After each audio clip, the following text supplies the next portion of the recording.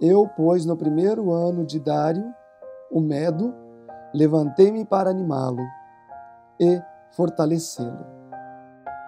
Estas foram as palavras do anjo Gabriel ao profeta Daniel. Hoje vamos começar a estudar Daniel capítulo 11.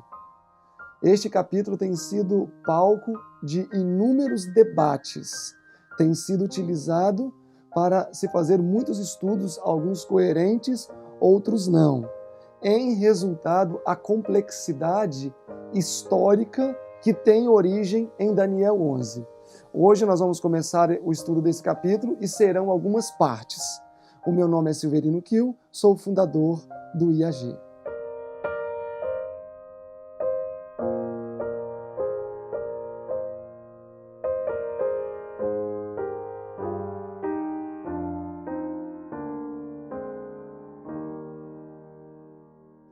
Em todos os seus escritos, Ellen White fez menção de maneira direta, pelo menos uma vez a Daniel 11 e outras duas vezes novamente, somando assim menções mais diretas, somente 3 vezes a Daniel capítulo 11. Muitos atribuem alguns fatores a Ellen White eximir-se de falar mais diretamente sobre um capítulo com conteúdo tão relevante. Bom, um desses motivos é que, até o ano de 1871, um destacado milerita, Urias Smith, ensinava que o rei do norte era o papado e a terra gloriosa, representando o povo de Deus. O problema é que, em 1871, começaram grandes comoções na região da Turquia, em função dos constantes ataques dos islâmicos contra a Turquia. Foi assim, então, que Urias Smith, a partir de 1871, começou a ensinar que a terra gloriosa seria a Turquia e que o rei do norte seriam os islâmicos, Maomé, o poder muçulmano. Naturalmente, a maior parte da corporação de crentes adventistas não colaboraram com esta ideia. Com certeza, Smith, por sua influência, conseguiu adeptos, mas os mais principais e renomados líderes do movimento do Advento não assimilaram esta posição quanto à Terra Gloriosa e o Rei do Norte de Urias Smith. Um destes destacados teólogos foi Tiago White. Ele, muitas vezes, embora de maneira muito educada, fez frente a esta posição doutrinária de Urias Smith. Então, alguns atribuem o silêncio de Ellen White quanto a Daniel 11 por causa destas intrigas teológicas que estavam acontecendo, especialmente entre Urias Smith e o esposo de Ellen White, Tiago White. Então, ela evitou escrever. Fato é que, como eu já disse ao início, ela escreveu de maneira bem específica, 3 vezes, e de maneira indireta, sem usar termos presentes em Daniel 11, ela escreveu abundantemente. Por exemplo, no livro O Grande Conflito, vários capítulos, embora não se mencione o livro de Daniel, capítulo 11, o 12 até o 3, porque o capítulo 12 ao verso 3 segue a mesma temática do capítulo 11. Então, o tema de Daniel 11 deve ser compreendido em sua totalidade até o capítulo 12, versículo 3. Então, quando olhamos para os últimos capítulos do Grande Conflito, quando se fala sobre o alto clamor, quando se fala sobre as incursões do papado, quando se fala sobre o poder, agora mais ao início do livro, quando se fala sobre Roma imperial e os seus ataques contra a igreja cristã, todos estes capítulos corroboram com Daniel 11, embora ela não mencione. Nós vamos estudar no decurso do desenvolvimento do tema de Daniel 11 todos estes ensinamentos presentes no Grande Conflito, tendo origem também em Daniel 11. Então, alguns dizem, não são palavras minhas, que Ellen White escreveu de maneira estratégica para não colaborar com a ideia de Tiago White e assim ser acusada, como sempre foi, de ter sido influenciada por sua visão teológica, a visão teológica de Tiago White, ok? Eu gostaria de ler para vocês agora os 3 textos em que ela faz menção de maneira muito especial a Daniel capítulo 11. 2 dos textos estão nos nossos livros traduzidos. O primeiro está em Testemunhos para Ministros e Obreiros Evangélicos, na página 112 e 113. Olhem que texto claro. Diz assim: a luz que Daniel recebeu de Deus foi dada especialmente para os últimos dias. As visões que ele viu às margens do Ulai e do Idequel, os grandes rios de Sinear, estão agora em processo de cumprimento. E logo ocorrerão todos os acontecimentos ali preditos. Então, já nos dias da senhora White, ela afirmou que todos os elementos presentes estão tendo lugar nos últimos dias. Mas alguém pode falar, mas ali ela não menciona Daniel 11. Bom, de fato, ela não menciona Daniel 11, mas ela usa o vocábulo Idequel para nortear-nos quanto à essência das profecias que ela afirma que cumpririam-se agora nos últimos dias. E em Daniel 10, verso 4, que nós vamos ver daqui a pouco, que é a introdução do capítulo 11, diz que a visão do capítulo 11, ele teve as margens do grande rio Idequel. Então, de fato, nesse texto ela está falando sobre Daniel 11. O segundo texto, Testemunhos para a Igreja, volume 9, página 14, diz o seguinte: o mundo está agitado pelo espírito de guerra. As profecias do capítulo 11 de Daniel atingiu quase o seu total cumprimento. Logo se darão as cenas de perturbação das quais falam as profecias. Então, nesse texto, ela diz que a profecia de Daniel está quase em seu cumprimento total.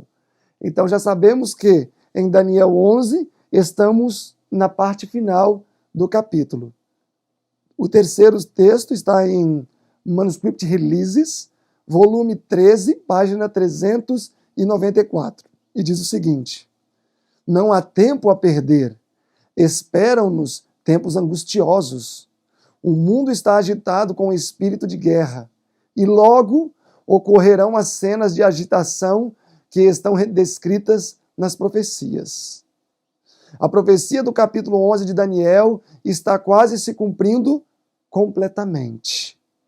Muito da história que há ocorrido em cumprimento desta profecia, Daniel 11, se repetirá. No versículo 30, se fala de um poder que se indignará contra a Santa Aliança e fará o que lhe aprouver. Voltará e atender os que tiverem abandonado a Santa Aliança. E aqui ela cita Daniel 11, 30 a 36. Cenas semelhantes às que são descritas nessas palavras ocorrerão novamente. Manuscript Releases, volume 13, página 394. Então, nesses 3 textos, ela faz menção direta em 2, como mencionei anteriormente, no Testemunhos para a Igreja, no Manuscript Releases, e nos Testemunhos para Ministros, 112 e 113, ela só nos orienta na questão geográfica ao dizer que Daniel teve a visão do capítulo 11, a qual está para se cumprir nos últimos dias, próximo ao rio Idequel. Bom, agora eu gostaria de ler para vocês qual era a visão do pai, como dizia o irmão White e muitos outros, do pai Miller. Ele escreveu em Evidências da Escritura e da Profecia, página 97 e 98.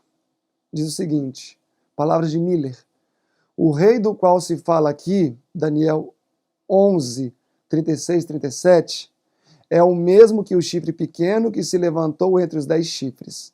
Daniel 7, nós sabemos quem foi o papado. É o mesmo poder que blasfema contra o Deus do céu, a Babilônia mística. Apocalipse 13, 5 e 6. É o mesmo poder que Paulo descreve em 2 Tessalonicenses 2, 1 a 9. Nesta passagem de Daniel 11, 36 e 37, temos uma descrição clara do papado. A descrição que se dá deve aplicar-se à Igreja de Roma ou ao Papa. Então, mesma posição de Miller, que veio anteriormente à nova posição de Urias Smith, estava em oposição à ideia de que o Rei do Norte seria o poder islâmico e a terra gloriosa, a Turquia. Tiago White escreveu, e esse texto de Tiago White escrito está no livro O Rei do Norte, de Wilcox, página 44. Ele cita um texto de Tiago White, que diz assim, o pastor Smith, são palavras de Tiago White, imediatamente depois de assistir uma explanação do pastor Smith, justamente apresentando a sua nova ideia, que o Rei do Norte era os islâmicos e a Turquia a terra gloriosa.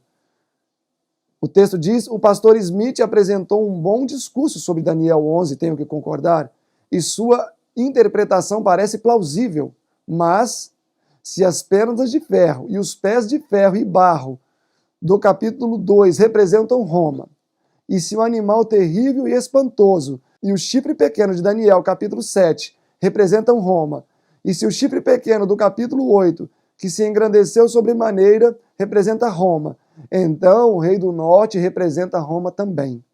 Estas são 4 profecias paralelas, meus irmãos, que alcançam a segunda vinda do nosso Senhor. Agora eu quero ler um texto da irmã White, que está em Uma Palavra ao Pequeno Rebanho, na página 89, foi escrito em 1847, esse texto. Diz assim, da irmã White, Miguel se levantará no mesmo tempo em que o último poder do capítulo 11 de Daniel chegar ao seu fim. Então aqui já se estabelece quem vai estar em vigência como império mundial, representando os negócios de Satanás, quando Jesus volta. Então é só identificar em Daniel 11 qual reino vai ser o último, e sabemos que é no período de vigência e de gestão deste reino é que Jesus volta. Daniel 11, chegar ao seu fim, sem que ninguém o ajude. Este poder é o último que combaterá contra a verdadeira igreja de Deus. E com a igreja verdadeira será pisoteada e rejeitada pelo cristianismo nominal. Podemos concluir que este último poder opressor não chegou ao fim e que Miguel ainda não se levantou. Este último poder que pisoteia os santos é descrito em Apocalipse 13, 11 a 18. Seu número é 666. Então esse texto indiretamente também vai corroborar com a ideia de que o Rei do Norte, porque de fato o Rei do Norte aqui nos últimos versículos é apresentado ainda em vigência, é apresentado subjugando o sul, e ele diz que o número desse último império é 666. Então, facilmente se apresenta pela Bíblia e pelo espírito de profecia, como nós vamos ver agora no caso da Bíblia, que o Rei do Norte não pode ser o poder islâmico, como é ensinado pelo pastor Smith. Ok? Eu quero só fazer um resumo para vocês do que a gente viu até agora e qual a nossa proposta. Iniciamos simplesmente mostrando que Ellen White possivelmente tenha se resguardado um pouco quanto a Daniel 11 para não se dar más interpretações aos seus escritos em função de rixas teológicas envolvendo seu marido com o pastor Smith, 2 líderes na causa. Ela fez 3 menções muito propícias, das quais 2 foram muito diretas e a outra indireta, mas com uma roupagem muito clara de se identificar. Em O Pequeno Rebanho também, ela fez uma assertiva muito boa, mostrando que o último império que estaria em vigência quando Jesus voltasse tem o número 666, e nós sabemos que este é o papado, e que Daniel 11 o apresenta como o Rei do Norte, ok? Avançamos então, vendo alguns pontos de vista de alguns milleritas, Guilherme Miller, Tiago White. O nosso objetivo com essa introdução é simplesmente fornecer algumas informações importantes para melhor compreensão interna do capítulo. Por quê? Porque no capítulo 11 nós vamos passar por distintas fases pela longa trajetória histórica do capítulo. Ou seja, nós vamos começar com a Medo-Pérsia e concluir com a vinda de Jesus. Tudo isto em Daniel 11. Tenho em mente que eu falei, para mim Daniel 11 termina em Daniel 12, verso 3. Então, toda a história de Daniel 11 é muito ampla Então nós vamos passar pela crucifixão de Cristo, vamos passar pelo período intertestamentário, nós vamos passar pelos dias dos apóstolos, nós vamos passar pelos dias da igreja cristã no deserto, movimento milerita, nós vamos passar por tudo isso até a segunda vinda de Cristo. Então é necessário termos algumas informações preliminares a fim de que tenhamos uma compreensão mais acurada, mais cristalina de Daniel 11, tá? E um dos aspectos que nós precisamos ter bem claro é a estrutura que esse livro tem. Eu quero pegar um gancho naquilo que o pastor Tiago White falou, de que como pode Daniel 2, temos o poder papal, Daniel 7, temos o poder papal, Daniel 8, temos o poder papal. Agora em Daniel 11, que é o quarto bloco profético, 2, 7, 8 e 4, é o quarto bloco profético, temos os outros elementos, mas não temos o papado mais, ele sumiu do cenário. O papado não recebeu seu juízo em Daniel 8. Se eu sigo esse raciocínio, Daniel 8 é o último momento em que o papado é apresentado. Então, qual critério eu vou usar para dizer que em Daniel 8 o papado sai de cena e só volta a entrar em cena no Apocalipse, sendo que todos os reinos mencionados nos escopos proféticos de Daniel recebem o seu devido juízo, menos o papado? Naturalmente, isso seria uma mutilação à estrutura profética. E eu quero falar um pouco mais sobre isso. Me acompanhem. Bom, eu gostaria de repetir para vocês esse último argumento de maneira muito calma, para que vocês possam compreender bem e acompanhar Daniel 11 dentro de um raciocínio lógico, tá? Primeiro pensamento.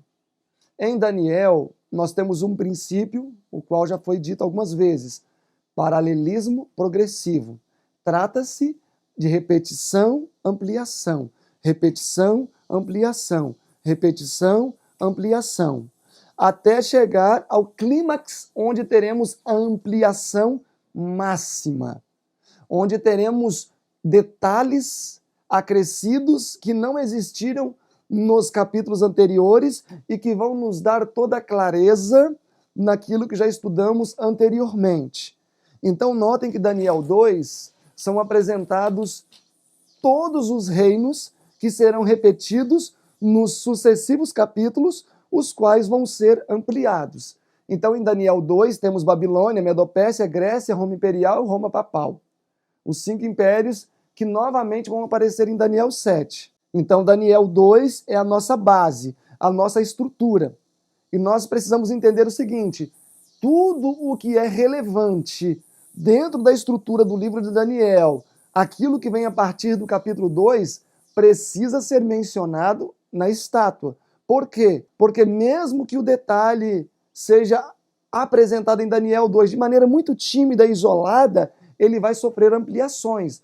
Mas aí ficaria um pouco estranho se surgissem novos elementos. Mas é claro que podem surgir novos elementos dependendo do símbolo, mas a natureza, a essência dos impérios precisam permanecer a mesma de Daniel 2. Alguém pode falar, mas Daniel 2 não tem os 10 dedos, não tem os 10 chifres, como você falou na palestra de Daniel 2. Você falou que os 10 dedos não representam os 10 chifres.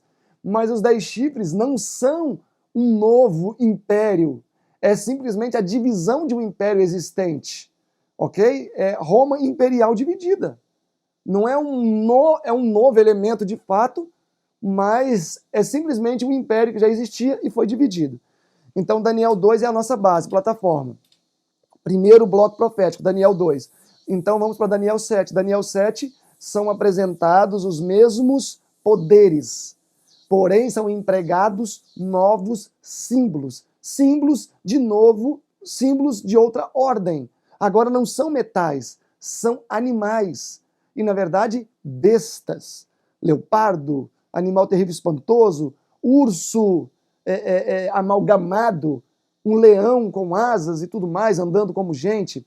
Notem que em Daniel 7 é a mesma estrutura de Daniel 2, as conexões linguísticas saltam aos nossos olhos, até mesmo a degradação de metais que existem em Daniel 2, do ouro ao barro, temos em Daniel 7 também. O leão, o rei, segundo a zoologia, até um animal sem nome, um animal bizarro, sem valor para a zoologia, porque não existe, é um animal fictício, um animal montado.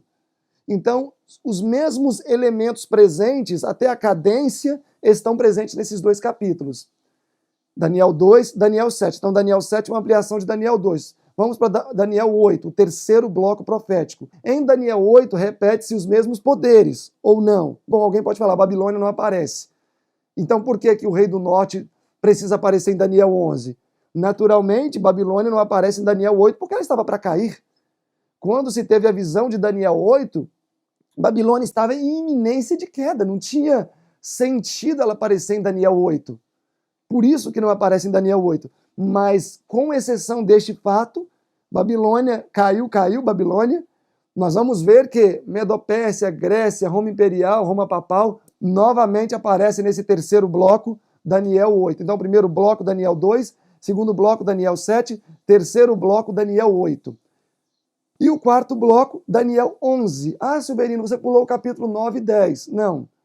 Daniel 8 e 9 são o mesmo bloco, porque Daniel 8 teve a visão dos 2.300 anos. Daniel 9 é a explicação de parte dos 2.300 anos, de maneira que Daniel 8 e 9 constituem o mesmo bloco. Ah, e Daniel 10? Daniel 10 é simplesmente uma introdução a Daniel 11. Se vocês forem olhar, o próprio capítulo deixa isso muito claro. Aqui em Daniel 10, verso 21. Mas eu te declararei o que está registrado na Escritura da verdade.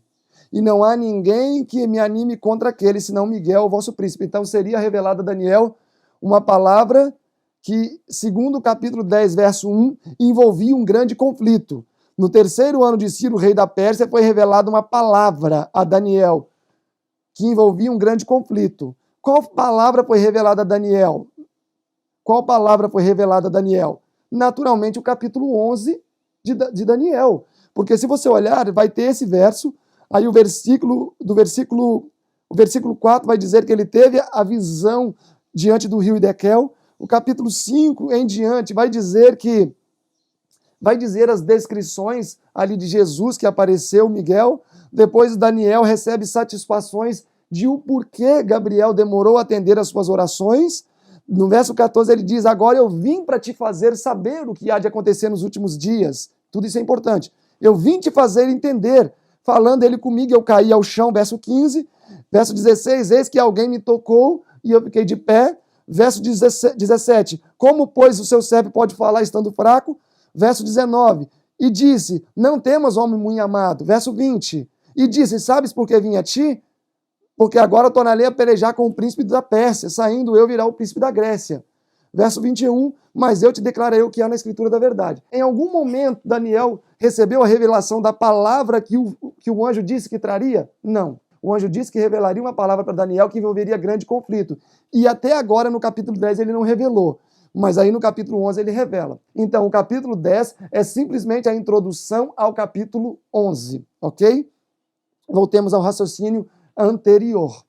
Então, Daniel 2, primeiro bloco, Daniel 7, segundo bloco, Daniel 8, 9, terceiro bloco, e Daniel 10 a 12. Podemos juntar esses três capítulos, porque um é a introdução, o outro é a argumentação e o 12 é a conclusão. O quarto bloco profético. Então veja bem que no capítulo 2 tem a estrutura dos 5 reinos, no capítulo 7 repete a estrutura dos mesmos 5 reinos, Babilônia, Medopérsia, Grécia, Roma Imperial, Roma Papal. Daniel 2. Daniel 7. Babilônia, Medopérsia, Grécia, Roma Imperial, Roma Papal. Segundo bloco. Daniel 8. Medopérsia, Grécia, Roma Imperial, Roma Papal. Repetem os mesmos reinos. Agora, misteriosamente, no capítulo 11, temos, capítulo 11, verso 2. Eis que a glória declararei, eis que 3 reis ainda estarão na Pérsia. Então aqui começamos com a Pérsia. Depois nós vamos identificar aqui Roma, Grécia. Ó, verso 2, o final. E suscitará todos contra a Grécia. Então temos o segundo. Depois nós vamos identificar aqui A partir do versículo 14 de Daniel 11, temos Roma imperial. A partir do verso 31, aparece Roma papal. Ok? Mas segundo a visão de que o rei do norte seria aqui os islâmicos, o poder muçulmano e não o papado sumiria. Então agora, como fica o raciocínio lógico dentro dessa estrutura, uma vez que eu vou desmontar a estrutura do primeiro, do segundo e do terceiro bloco? Ficaria incoerente. Então não seria lógico, não seria racional. Precisamos entender que a profecia não deve ser tirada da sua posição. Ela foi estabelecida ali e ela não deve se harmonizar à minha ideia teológica, mas a minha ideia teológica deve harmonizar-se à profecia. Espero que tenha ficado claro esse ponto. Talvez, eu não sei se eu consegui expressar com clareza, mas orem, porque o Espírito Santo pode clarear muito mais do que eu na transmissão das informações. Mas tenho isso em mente, que a profecia é inteligente, lógica e segue uma sucessão. E eu não devo desestruturá-la. Eu acho que eu vou pegar Roma Imperial aqui, que é o quinto, e colocar aqui para o quarto. Não, isso aqui é o terceiro, eu vou colocar para o quinto. Não, não funciona assim. Eu preciso respeitar a cadência profética. Se existem 5 impérios, desde Babilônia até Roma papal, no primeiro, no segundo, no terceiro, seguindo o mesmo esquema de apresentação, eu preciso avançar nessa linha. Eu não posso desestruturá-la, senão eu vou estar fazendo violência à profecia, que é violência às Escrituras. Espero que tenha ficado claro esse ponto até aqui. Relacionar a história com a profecia, de fato, não é uma tarefa fácil, mas é necessária. Por quê? Porque cremos no princípio de interpretação profética historicista. O que seria isso? Seria interpretar a profecia à luz da história, e não a história à luz da profecia. A profecia é a base. Eu devo harmonizar a história à profecia. Muitas pessoas, nas suas interpretações, fazem ao contrário. Tentam harmonizar a profecia aos fatos históricos. E aí, quem se torna a base não é a profecia, é a história. E aí eu preciso torcer os elementos proféticos a fim de que eles se adequem à forma histórica. Esta é a maneira errada. A história precisa comportar-se segundo a profecia.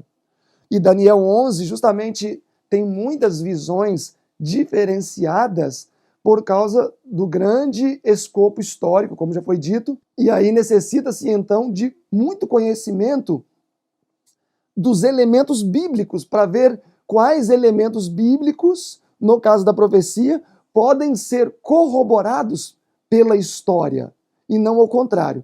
O nosso objetivo vai ser seguir, nesta avaliação de Daniel 11, a linha historicista de interpretação, porque nós vamos ver ali uma sucessão de reis muito constante, especialmente no período dos Ptolomaidas e dos Seleucidas, que foram 2 generais de Alexandre, os quais ocuparam o trono em seu lugar. Somado a mais 2, Cassandro e Lisímaco, mas que foram absolvidos por esses 2, Ptolomeu e Seleuco.